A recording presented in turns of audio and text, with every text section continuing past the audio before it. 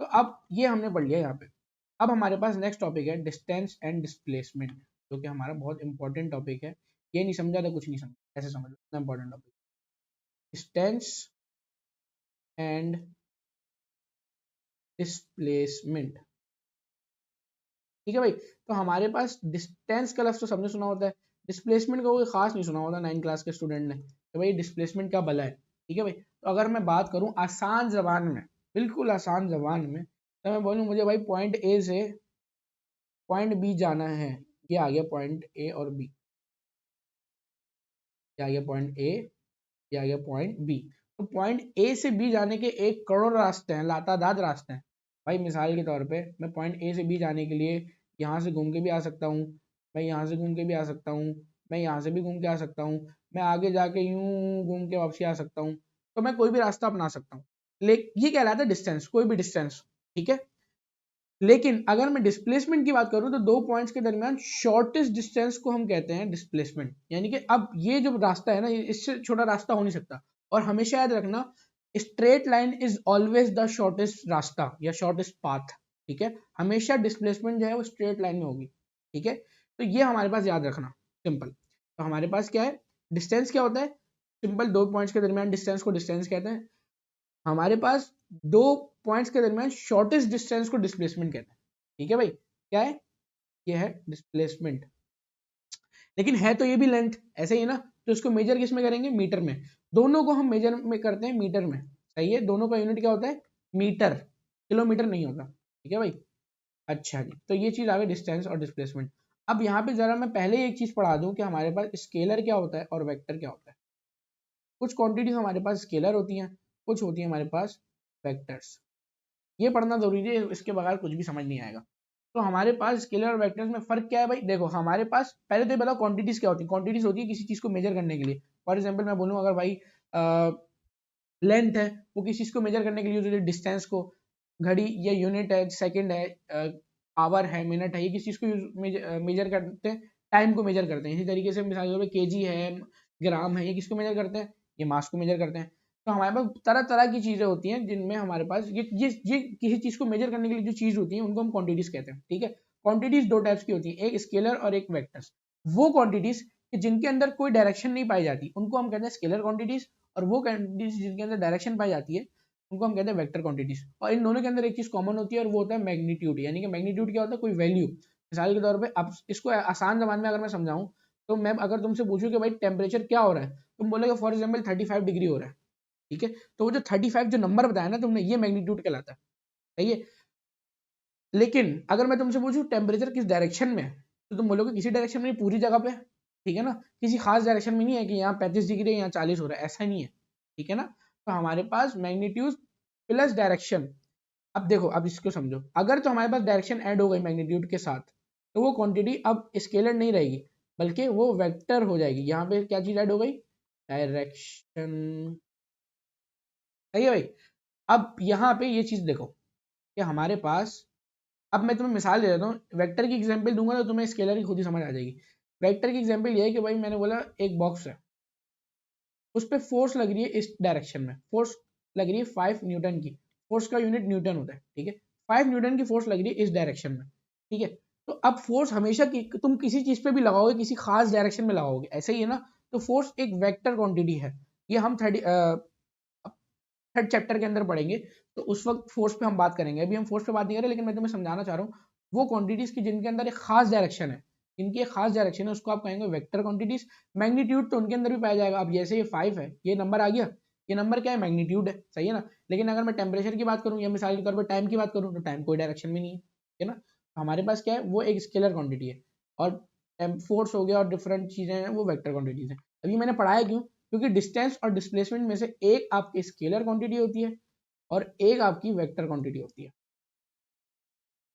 Displacement जो होती है वो वेक्टर क्वांटिटी होती है, क्योंकि डिस्प्लेसमेंट एक खास डायरेक्शन में होती है। डिस्टेंस का मतलब ये होता है कि मैं तुमसे बोलूँ कि भाई तुम यहाँ से अपने घर का रास्ता बताओ, तो तुम बोलोगे मिसाल के तौर पर 1 किलोमीटर, ठीक है। अब 1 किलोमीटर में तुम, अगर तुम गूगल से भी देखोगे तो तुम बताएगा 100 मीटर पहले यहाँ जाओ, फिर 200 मीटर टर्न राइट, फिर लेफ्ट, फिर इतने राइट, तो मिला मिलू के टोटल डिस्टेंस मिला के आपका 1 किलोमीटर बनेगा। लेकिन अगर मैं बात करूँ डिस्प्लेसमेंट की, तो तुम बोलोगे सर यहाँ से स्ट्रेट इस डायरेक्शन में निकल जाए, तो मेरा जो है वो घर आ जाएगा, ठीक है।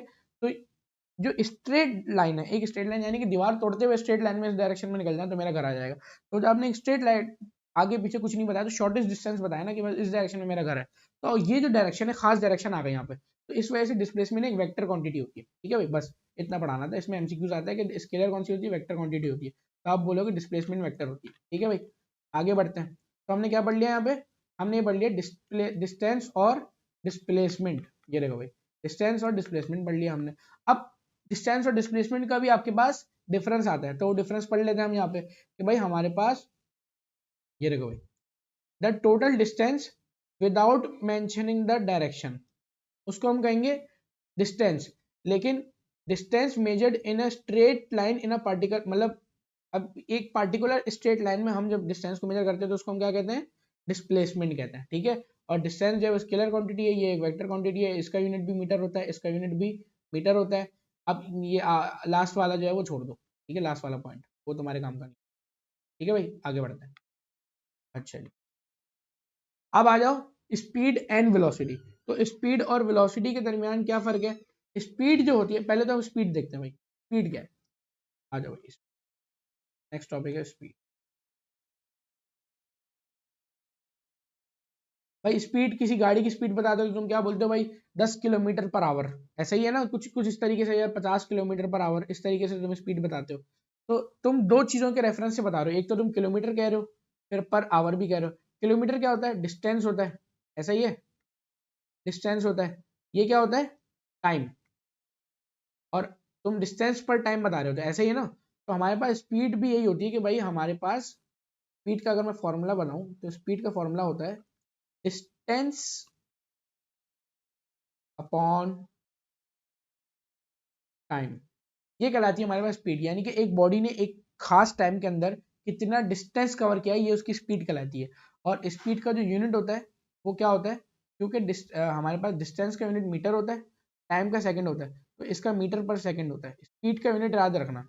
ये बच्चे इस यूनिट में बड़ा कंफ्यूज होते हैं, तो तुम इस तरीके से फॉर्मूला अगर याद रखोगे ना कि डिस्टेंस अपॉन टाइम होता है, तो तुम्हें फॉर्मूला याद, यूनिट याद रखने में कोई मसला नहीं होगा, ठीक है भाई। तो हमारे पास यहाँ पे ये देख लो, स्पीड की डेफिनेशन भी लिखी हुई है कि स्पीड बराबर होती है distance covered by an object in a unit time is called speed. अब यूनिट टाइम क्या होता है, यूनिट टाइम का मतलब 1 सेकंड, ठीक है।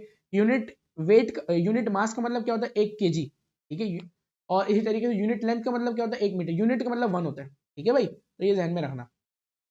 तो अब हमारे पास, मैंने क्या बोला भाई, हमारे पास डिस्टेंस अपॉन टाइम, ठीक है ना। डिस्टेंस को हम एस से डिनोट नहीं करते, डी से डिनोट करते हैं, ये ध्यान में रखना। अभी फिलहाल तो तुम लोग चलो डिस्टेंस को हम डी से डिनोट नहीं करते, एस से डिनोट करते हैं, ठीक है, ये ध्यान में रखना, बस ये बता रहा था। देखो यहाँ पे डिस्टेंस अपॉन टाइम में डी अपॉन टाइम नहीं लिखा है उन्होंने, एस अपॉन टाइम लिखा है। एस क्या है, हमारे पास डिस्टेंस है, ठीक है, स्पीड नहीं है, डिस्टेंस है। और वी जो है उसको हमने डिस्टेंस, क्योंकि वेलोसिटी और डिस्टेंस दोनों के लिए सेम वी का लेटर यूज होता है, उसको हम आगे आगे बात करते हैं, ठीक है भाई। अब आ जाओ वेलोसिटी पे, ठीक है। अभी हम यूनिफॉर्म, चलो पहले यूनिफॉर्म स्पीड पढ़ते हैं। यूनिफॉर्म स्पीड क्या होती है भाई, जब भी कोई ऑब्जेक्ट इक्वल डिस्टेंस कवर करेगा इक्वल टाइम के अंदर, उसको हम कहेंगे यूनिफॉर्म स्पीड। यानी कि मिसाल के तौर पे एक बॉडी हर सेकंड में 10 मीटर का डिस्टेंस कवर कर रही है, तो उसकी स्पीड भी सेम है, तो उसको हम कहेंगे यूनिफॉर्म स्पीड या कांस्टेंट स्पीड। यूनिफॉर्म का मतलब होता है कांस्टेंट, ठीक है, आसान जबान में अगर मैं बोलूँ तो यूनिफॉर्म का मतलब होता है कांस्टेंट। तो यूनिफॉर्म स्पीड कर लो, कांस्टेंट स्पीड कर लो, एक ही बात है। तो हर सेकंड में बराबर का डिस्टेंस कवर कर रही है। अच्छा भाई, ये भी हो गया। अब आ जाओ वेलोसिटी पे। अच्छा सर ये क्या होता है, वेलोसिटी क्या होता है भाई, simple, rate of change of displacement with respect to time. अब पहले तो हम यहाँ पे इसकी डेफिनेशन भी पढ़ लें। स्पीड की डेफिनेशन क्या है, rate of change of distance with respect to time. ये जरूरी है, लिखता हूँ मैं, rate of change of distance with respect to time. अब ये चीज समझो, रेट का मतलब क्या होता है। सबसे पहले रेट का मतलब, जब जहां भी रेट का लफ्ज आएगा अगले 4 साल में तुम पढ़ने वाले हो, जहां भी रेट आएगा वहां पे अपॉन में टाइम आ रहा होगा। रेट का मतलब ये होता है कि हम टाइम के रेफरेंस से बता रहे होते हैं कोई चीज कितना जल्दी हुई है, टाइम पर टाइम, यानी कि टाइम के हिसाब से कितनी जल्दी है, कितना आराम से हुई है, तेज हुई या जो भी कह लो, ठीक है ना। तो हमारे पास वो कहलाती है इस rate, rate of change of distance, ठीक है भाई। डिस्टेंस में चेंज कितना है, मिसाल के तौर पर एक बॉडी पहले यहाँ खड़ी हुई थी, अब वो यहाँ आ गई है, तो उसके दरमियान जो चेंज का डिस्टेंस चेंज कितना है वो 5 मीटर का है, और कितने टाइम में है, फॉर एग्जाम्पल 2 सेकेंड्स के अंदर आया, तो भाई हम बोलेंगे 5 डिवाइडेड बाई 2, 2.5 मीटर पर सेकेंड, ये आपकी वेलोसिटी है या स्पीड है, सॉरी स्पीड, ठीक है। स्पीड में अच्छा यहाँ पे ये भी याद रखो कि स्पीड एक स्केलर क्वांटिटी होती है, स्पीड की कोई खास डायरेक्शन नहीं होती, ठीक है, स्केलर क्वांटिटी होती है। अब आ जाओ वेलोसिटी क्या होती है भाई, वेलोसिटी हमारे पास होती है, ये क्या थी भाई, rate of change of displacement थी, वेलोसिटी होती है rate of change of distance, speed थी rate of change of distance, ठीक है, rate of change of displacement हमारे पास वेलोसिटी होती है, ठीक है भाई। तो हमारे पास, अब मैं लिख देता हूँ इसकी definition, rate of change of displacement, ये कहलाती है हमारे पास वेलोसिटी, यानी कि अब क्या किस चीज का चेंज हो रहा है, डिस्प्लेसमेंट का चेंज, यानी कि आएगा तो वहां पे भी डिस्प्लेसमेंट अपॉन टाइम, डिस्प्लेसमेंट के साथ अपॉन, और यहाँ पे भी ये चीज सेम आएगी, ठीक है ना। यूनिट क्या आएगा हमारे पास, मीटर पर सेकंड, इसका भी क्योंकि डिस्टेंस है, डिस्प्लेसमेंट का भी यूनिट होता है और इसका भी यही होता है, तो हमारे पास मीटर पर सेकंड दोनों का हमारे पास यूनिट होता है। फर्क क्या है कि स्पीड जो है हमारे पास एक स्केलर क्वांटिटी है और डिस्टेंस हमारे पास एक वेक्टर क्वांटिटी है। स्केलर क्या है, वेलोसिटी क्या है, एक वेक्टर क्वांटिटी है, क्योंकि यहाँ पे हमारे पास डिस्प्लेसमेंट अपॉन टाइम हो रहा है, ये ध्यान में रखो, डिस्प्लेसमेंट अपॉन टाइम। अब डिस्प्लेसमेंट अगर हम लिखेंगे तो इसको कैसे लिखेंगे भाई, 5 मीटर पर 5 मीटर टुवर्ड्स नॉर्थ, ये डिस्प्लेसमेंट आ गई, अपॉन में टाइम आ जाएगा, अपॉन 10 सेकेंड्स, ठीक है ना। तो हमारे पास आंसर क्या आएगा, 0.5 मीटर पर सेकेंड टूवर्ड्स नॉर्थ। तो हमारे पास यूजुअली वेलोसिटी इस तरह लिखी जाती है, ठीक है, लेकिन जब आप न्यूमेरिकल्स कर रहे होगे तो आपको टुवर्ड्स नॉर्थ वगैरह कुछ नहीं आएगा। मैंने क्या बोला था कि वेक्टर क्वांटिटी के अंदर दो चीजें आती है, एक मैग्नीट्यूड और एक डायरेक्शन, तो ये आ गया मैग्नीट्यूड 0.5 और डायरेक्शन क्या आ गया, टुवर्ड्स नॉर्थ, ये आ गई हमारे पास डायरेक्शन, बात समझ आ गई भाई। तो अब ये चीज जो है हमारे पास फर्क क्या आ गया भाई, rate of change of distance हमारे पास स्पीड है, rate of change of displacement हमारे पास वेलोसिटी है, ठीक है।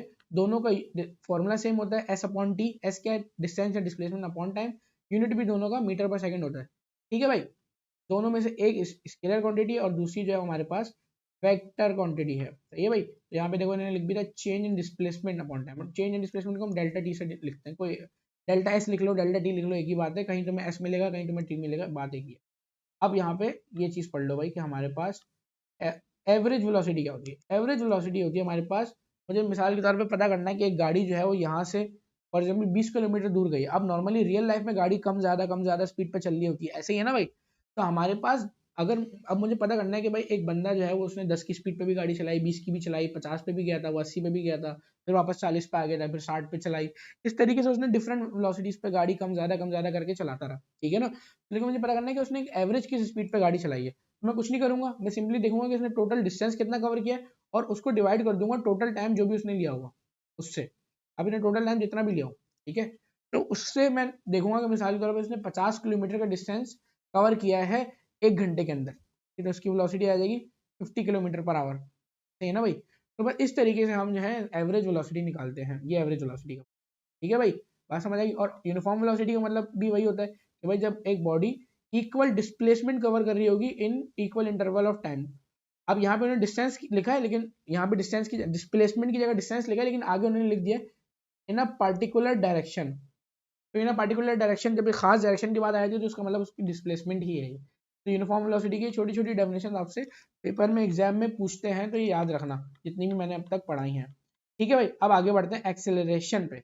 अब एक्सेलरेशन क्या होता है भाई, बाइक पे जो बाइक चलाते हैं उनको पता है भाई, बाइक में एक्सेलरेटर होता है, ठीक है, गाड़ी पे पाँव पे पैडल जो होता है वो एक्सेलरेटर है, जिससे अब एक्सेलरेटर का काम क्या होता है, जब हम यूज करते हैं बाइक या गाड़ी पे या किसी भी उस पर, वो स्पीड को या तो बढ़ाता है, अब अगर हम उसको हम वापस कर अपनी जगह पे ले आए तो वो स्पीड को कम कर देता है, ऐसा ही है ना, या तो स्पीड को बढ़ाता है या स्पीड को कम करता है। तो अगर हम आसान जबान में बोलें तो वो स्पीड को चेंज करता है, ठीक है। स्पीड को चेंज करने वाली जो डिवाइस उसको हम कहते हैं एक्सेलरेटर। तो स्पीड चेंज होने का जो अमल है उसको हम कहेंगे एक्सेलरेशन। तो हमारे पास जब भी स्पीड चेंज हो रही होगी तो उसको हम कहेंगे क्या हो रही है, एक्सेलरेशन, ठीक है भाई। एक्सेलरेशन क्या होगा भाई, रेट ऑफ चेंज ऑफ, अब बता, स्पीड में चेंज, अच्छा ये भी डिपेंड करता है कि कितना जल्दी और कितना हल्के हो रहा है। तो यहाँ पे इस एक्सेलरेशन की डेफिनेशन क्या हो गई, rate of change of velocity, ये कहलाएगी हमारे पास एक्सेलरेशन। अब चेंज के लिए हम फिजिक्स की लैंग्वेज में ये डेल्टा का साइन यूज करते हैं, ट्रायंगल सा बनाने, ये शो करता है चेंज किस चीज में चेंज, अगर इसके साथ जो भी लगा दो उस चीज का चेंज। मैंने वी लगा दिया यानी कि वेलोसिटी का चेंज, और उसका रेट भी आ गया तो अपॉन में टाइम भी आ जाएगा। तो एक्सेलरेशन का फॉर्मूला क्या आ गया, change in velocity upon time. अब चेंज इन वेलोसिटी किस तरह पता करते हैं, मिसाल के तौर पे एक गाड़ी थी जो कि पहले 5 मीटर पर सेकंड से मूव कर रही थी, अब वो 15 मीटर पर सेकंड से मूव कर रही है, तो यानी कि उसकी वेलोसिटी में चेंज कितना है, 10 का है। अब आपने 10 का कैसे निकाला, आप जो है उसकी फाइनल वेलोसिटी से इनिशियल वेलोसिटी को माइनस कर दोगे। फाइनल वेलोसिटी उसकी कितनी 15 थी, इनिशियल वेलोसिटी क्या थी उसकी 5 थी, ठीक है ना, और अपॉन में टाइम जो है वो वैसे का वैसा। तो हमारे पास एक फॉर्मूला एक्सेलरेशन का ये भी आ गया कि final velocity minus initial velocity upon time कहलाता है एक्सेलरेशन, ठीक है भाई। अब इनिशियल वेलोसिटी क्या होती है, बच्चे पूछते हैं सर ये वी आई क्या है, इनिशियल वेलोसिटी होती है ये। इनिशियल का लफ्ज जो है ना समझ लो कि स्टार्टिंग के लिए यूज होता है, स्टार्टिंग वेलोसिटी कह लो, इनिशियल वेलोसिटी कह लो, एक ही बात है, ठीक है। ये जहन में रखना। और फाइनल तो लफ्ज में ही फाइनल है भाई, एक गाड़ी यहाँ से स्टार्ट हुई, यहाँ पे इसकी 5 मीटर पर सेकंड थी, जब से हमने उसको ऑब्जर्व करना शुरू किया और यहाँ तक आई तो यहाँ उसकी 15 मीटर पर सेकंड हो गई थी, सही है। तो ये क्या है, इनिशियल वेलोसिटी कहलाएगी वी आई, ये कहलाएगी इसकी फाइनल वेलोसिटी वी एफ, ठीक है।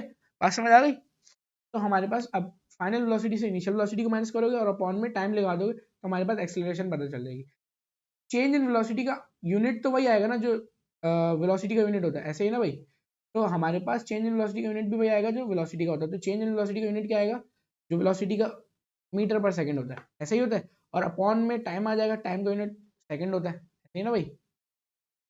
तो मीटर पर सेकंड डिवाइड बाय सेकंड, तो हम इसको ऐसे लिखते हैं मीटर पर सेकंड डिवाइडेड बाय सेकंड। ऐसे लिखूं एक ही बात है। इसका इस तरह लिखने का फायदा क्या होता है कि मैं इसको अभी आगे जाके रेसिप्रोकल करूंगा तो ये 1/s हो जाएगा और ये s आपस में मल्टीप्लाई हो जाएंगे, तो फॉर्मूला क्या बन जाएगा, मीटर पर सेकंड स्क्वायर। ये हमारे पास आ गया फॉर्मूला, मीटर पर सेकंड स्क्वायर, ठीक है। तो हमारे ये यूनिट आ गया, ये फॉर्मूला तो ये है हमारे पास। तो एक्सेलरेशन का जो यूनिट है वो क्या है, मीटर पर सेकंड स्क्वायर। वेलोसिटी का सिर्फ क्या है, मीटर पर सेकंड, ये वेलोसिटी का यूनिट है। ये ध्यान में रखना, बच्चे इसमें कंफ्यूज होते हैं कि स्क्वायर किस में आ रहा है, स्क्वायर हमारे पास एक्सेलरेशन में आता है, वेलोसिटी में नहीं आता, ठीक है भाई। तो ये हमने सारी बेसिक टर्मिनोलॉजीज पढ़ ली हमारे पास जितना भी हम पढ़ते हैं, ठीक है ना भाई। अच्छा जी, अब इसको जरा एक एग्जाम्पल से भी समझ लेते हैं एक्सेलरेशन को, जिसको समझ नहीं आ रही। कि हमारे पास एक वही गाड़ी का केस लेते हैं, एक गाड़ी जो है वो पहले 5 मीटर पर सेकंड से मूव कर रही थी, ठीक है, और उसकी वेलोसिटी इंक्रीज होना शुरू हुई, एक्सेलरेशन होना शुरू हुई उसके अंदर, और वो पहुंच गई फॉर एग्जांपल 30 मीटर पर सेकंड पे, और उसने यहाँ से लेके यहाँ तक जो टाइम लिया वो 5 सेकंड्स का टाइम लिया। तो बताओ उसकी एक्सेलरेशन क्या है। तो आप बोलोगे सिंपल है, ये हमारे पास इनिशियल वेलोसिटी गिवन है, ये हमारे पास फाइनल वेलोसिटी गिवन है, ये हमारे पास टाइम गिवन है। एक्सेलरेशन का फॉर्मूला क्या है हमारे पास, final velocity minus initial velocity upon time, आराम से एक्सेलरेशन निकाल लेंगे। ए बराबर है final velocity minus initial velocity upon time.